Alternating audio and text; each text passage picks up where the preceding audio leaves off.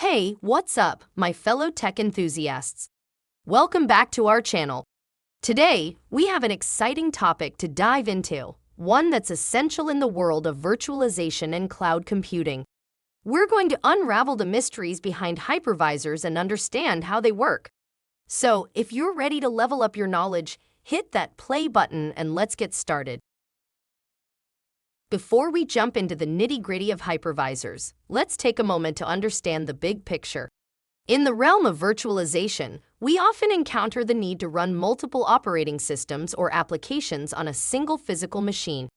This is where hypervisors come into play. They allow us to create and manage these virtual environments, providing the necessary isolation and resources for each one to run independently. Now you might be wondering, what exactly is a hypervisor? Well, a hypervisor is a software layer that enables us to create and manage multiple virtual machines on a single physical server. Think of it as a bridge between the hardware and the virtual machines, facilitating their communication and resource allocation. There are two primary types of hypervisors, Type 1 and Type 2. Type 1, also known as a bare metal hypervisor, is directly installed on the server hardware. It has direct access to the hardware resources and operates at a lower level, providing excellent performance and scalability. On the other hand, we have Type 2 hypervisors, which run as software applications within a host operating system. They provide a layer of abstraction and allow multiple guest operating systems to run on top of the host. While they may not be as efficient as Type 1 hypervisors, they offer more flexibility and are easier to set up for testing and development purposes. So now that we have a basic understanding of hypervisors, let's talk about their key features. One of the most crucial features is virtual machine (VM) isolation. Hypervisors ensure that each virtual machine operates independently, so even if one VM crashes or faces issues, it doesn't affect the others. This isolation provides stability and security within the virtual environment.